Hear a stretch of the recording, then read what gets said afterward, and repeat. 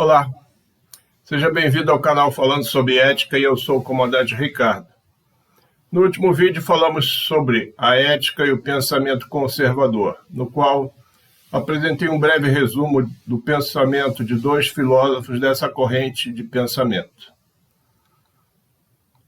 Já falamos sobre vários temas relacionados ao poder e hoje vamos tratar do último assunto contido no capítulo 2 do meu livro Ética, Poder e Corrupção, que é a relação com o poder. Então, vamos lá. A relação com o poder é um fator muito importante para uma sociedade, porque será a fonte de todas as coisas boas e ruins que ocorrerão com ela como resultado. Se o povo, que é composto pelos cidadãos com direito a voto, colocar o seu poder em boas mãos, o resultado será boas coisas. Mas se esse poder for colocado em mãos ruins, o resultado será sua desgraça. A convivência com o poder revelará o verdadeiro caráter de uma pessoa, por meio de suas ações. Isso vale tanto para o poder relacionado a algum cargo público ou privado, quanto para o poder referente aos cargos eletivos, ou seja, vale para qualquer tipo de cargo, público ou não, que possui poder. Maquiavel disse: dê poder ao homem e descobrirá quem ele realmente é. Ou seja, dê poder a alguém e vai se conhecer seu verdadeiro caráter. Como já afirmei algumas vezes, o comportamento ético no exercício do poder dará confiabilidade a uma pessoa e a credenciará a exercer outros cargos detentores de poder, ou se reeleger para cargos eletivos, pois vai-se ter a certeza que essa pessoa é íntegra e vai trabalhar para a população e vai cumprir o que se comprometeu nas eleições. Particularmente, as pessoas detentoras de cargos com poder político devem estar cientes que serão pessoas públicas e que serão observadas diuturnamente por aqueles que são afetados por suas decisões, bem como pelos seus eleitores, ainda mais hoje, em razão das redes sociais, mas principalmente pelos seus adversários políticos e os seus inimigos. John Philpot Curran, nascido na Irlanda em 1750 e falecido em 1817, foi um advogado renomado e defensor da liberdade civil e política. Ele afirmou que o preço da liberdade é a eterna vigilância. Entretanto, a sociedade será ao mesmo tempo a mais prejudicada e a maior beneficiária do exercício do poder político. De acordo com Bertrand de Juvenel, muitas vezes citado em vídeos anteriores, a liberdade é um princípio e o fim da sociedade. Num Estado democrático de direito, não há outra soberania aceitável, necessária e suficiente, senão aquela exercida pelo povo, consubstanciada pela lei. Seus postulados devem fazer parte do poder e subordinar-se a ela. Ou seja, os postulados da lei que consubstanciam o poder devem subordinar-se à soberania do povo. Ninguém está acima da lei. Este foi o contrato estabelecido nas sociedades livres quando acabaram com o absolutismo no fim da Idade Média. Convencionou-se que a autoridade das constituições foi criada para proteger o homem do homem e reter o poder dentro de limites estabelecidos por ela e pelas leis. A liberdade não é senão uma necessidade secundária em relação à necessidade primária, que é a segurança. A primeira razão que levou o homem a viver em grupos na antiguidade, que evoluiu para as sociedades de hoje, foi a segurança. Liberdade somente foi evidenciada quando o Estado, denominado Leviatã por Thomas Hobbes, passou a suprimir suas liberdades dos cidadãos de várias formas. Isso levou ao surgimento dos direitos negativos, que são os direitos individuais, constantes nas constituições que visam proteger os cidadãos da ação do Estado. Esses direitos basicamente constam, no nosso caso, do artigo 5º da Constituição Federal. Posteriormente, fruto das revoluções industriais, surgiram os direitos positivos, que são os direitos sociais, por meio dos quais o Estado atua na proteção dos cidadãos contra os abusos de que são alvo, normalmente pelo poder econômico. Isso consta no artigo 7º da nossa Constituição Federal. Resumindo, a proteção do cidadão, que há 300 anos atrás era promovida pelos reis, passou a ser exercida pelas constituições em estados democráticos de direito. Desta forma, é imperativo respeitar uma Constituição como se fosse uma lei divina. A Declaração de Direitos do Homem e do Cidadão, editada em 1793 na França, no seu artigo 9º, dispõe o seguinte: a lei deve proteger a liberdade política individual contra a opressão dos que governam. Assim, de nada adianta isso se aqueles que exercem qualquer forma de poder subordinarem as leis às suas vontades ou se omitem.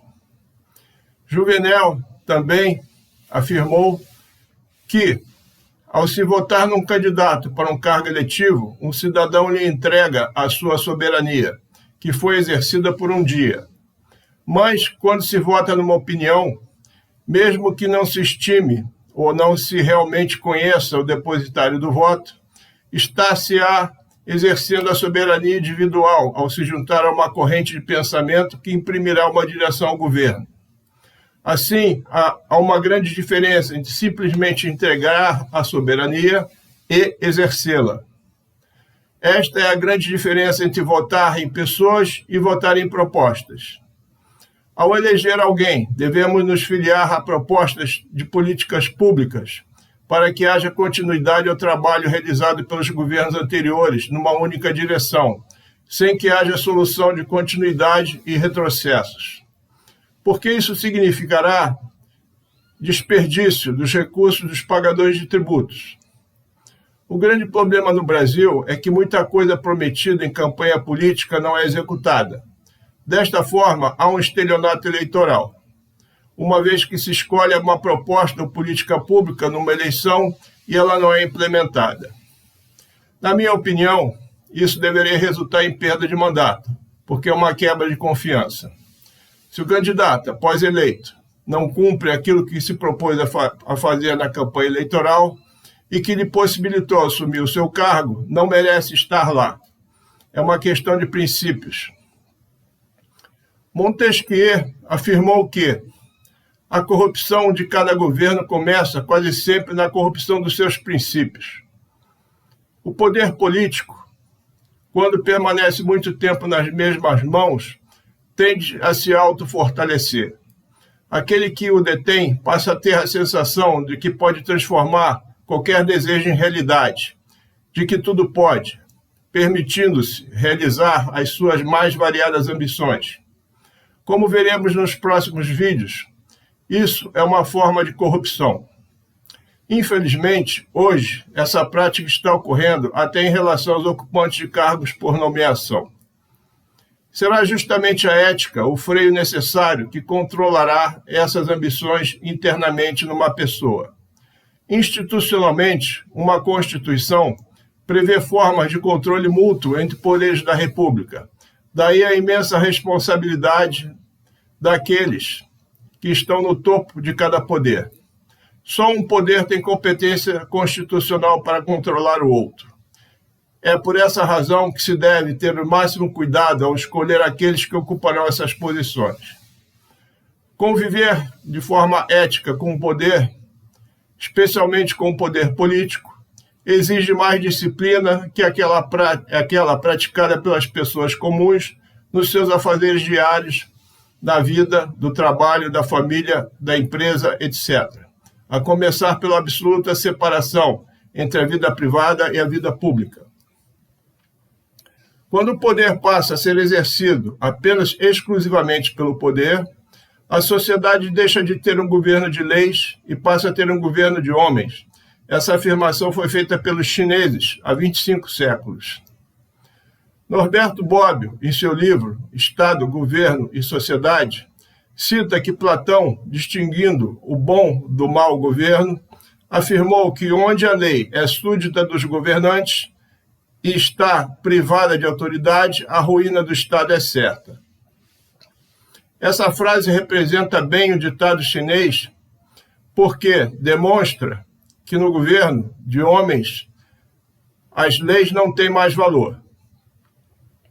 Bobbio, nesse mesmo livro, também menciona que na separação de poderes,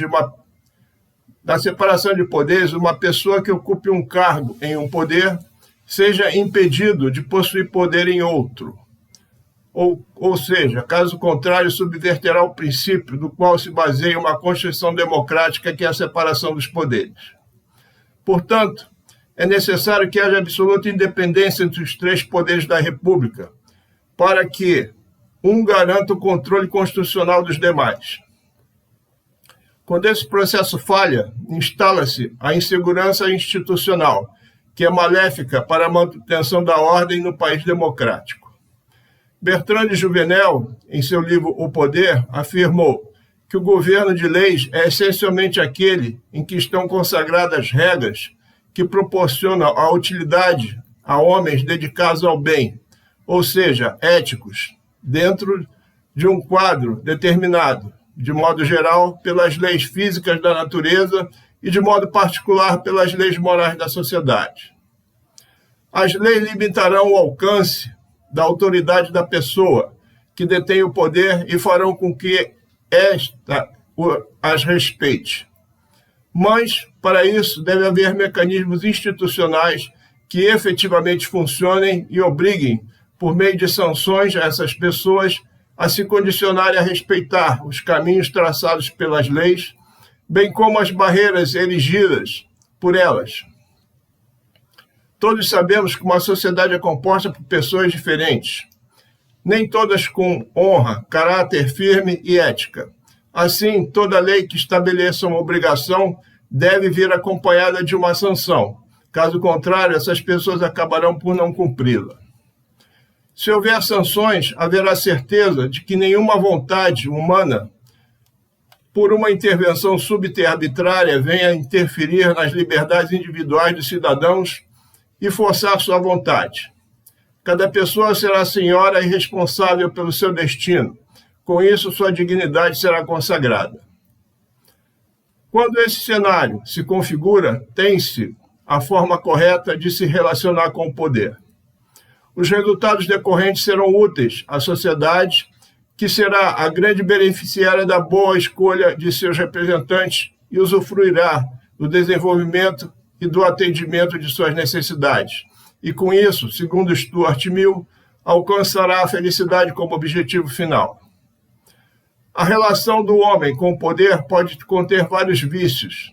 Neste caso, abrirá espaço para a corrupção começar a degenerar o caráter da pessoa que o exerce, passando a vincular suas ações e provocando todas as consequências deletérias associadas a isso.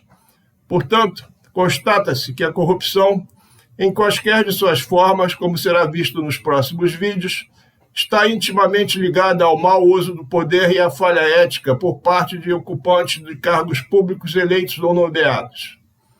Aos ocupantes de qualquer cargo público é preciso ter em mente que o poder inerente ao cargo é efêmero e que a ética vem em primeiro lugar, que a responsabilidade em gerir recursos dos pagadores de tributo é muito grande e que deve ter a disciplina de não misturar aquilo que é público do que é privado. O poder tem uma relação direta com a responsabilidade. Quanto mais poder, maior será a responsabilidade de quem o detém. Bem, por hora era isso que eu queria transmitir para você, que me prestigia com a sua atenção nessa manhã de domingo.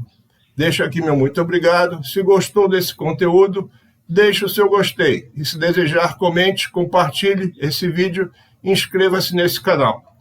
Até o próximo domingo, no qual iniciaremos o último capítulo do meu livro, que trata de corrupção, com o tema Conceituando a Corrupção. Este é o canal Falando sobre Ética e eu sou o comandante Ricardo. Aguardo você. Até lá.